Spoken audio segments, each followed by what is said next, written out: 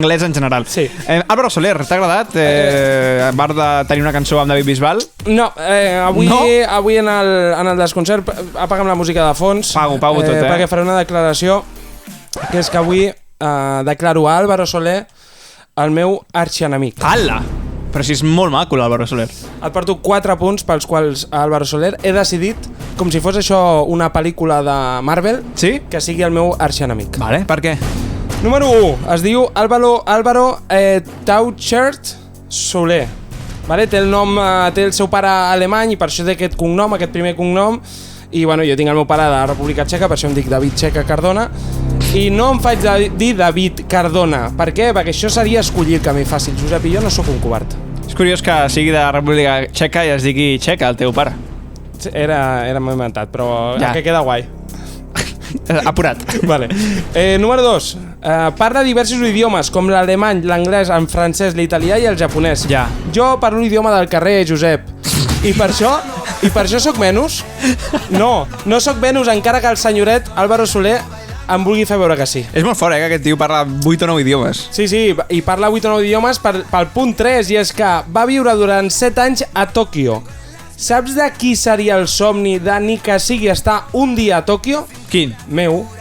Seria el meu somni, tio. I no has d'anar mai a Tòquio? No he anat mai a Tòquio. I aquest I a l'Álvaro tio sí. ha estat 7 anys a Tòquio, 7, sí. vale? I estic segur que no sap què és Shingeki no Kyoji, que no sap qui és Haramichi Sakuragi, Què és aquest? i segurament no sap diferenciar entre l'A18, l'A17 i l'A16. Perquè no ho entenc. Pues perquè són coses japoneses I tu t'agrada i no... i no he pogut anar, i ell sí, i no té ni idea d'anime. I això em dol en el cor. Més coses d'Álvaro Soler que et faci odiar-lo? El número 4 és evident, i és que és de Sant Cugat, i jo sóc de Rubí. Aquestes dues ciutats sempre han tingut una rivalitat molt absurda. Sí, però perquè òbviament Sant Cugat sempre guanya. Sí, això... I jo ho dic sent de Rubí, però òbviament les comparacions són molt difícils. Bueno, depèn de guanya en què. És la tercera ciutat amb renta per càpita de Catalunya. Sí, però en delinqüència què guanya? En delinqüència guanya Rubí! En delinqüència guanya Rubí! Discret. Aplaudiments discrets. Perfecte, visca Rubí. Bueno, és una rivalitat mil·lenària, però no seré jo qui trenqui les tradicions del meu poble, no? Perfecte, per tant, no, Álvaro, per res, ets el meu arxienemic. Ja està, ja no l'odies per res més? Que no, és que realment no he trobat més... No has trobat més coses sobre ell? Més coses per poder-lo odiar. Es va fer famós a Itàlia primer, en lloc d'Espanya. Com Ana Mena. Ell va començar a Itàlia número 1, abans de que fos número 1 aquí. El que sí que he vist és que va sortir al Tu sí que vales, sí? De l'any de la Cataquimba, de tu saber. Sí, fa 1000 anys, sí. Però que estava el famosíssim Risto Mejide.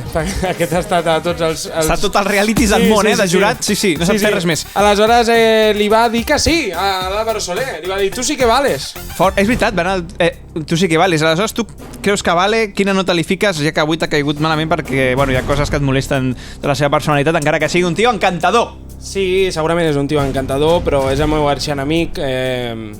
No puc ficar-li més que un 1. Avui un 1 per Álvaro Soler, crec que es fica l'últim de tota la llista del desconcert. Sí. David Checa, fins la setmana vinent. Gràcies, Josep, una abraçada.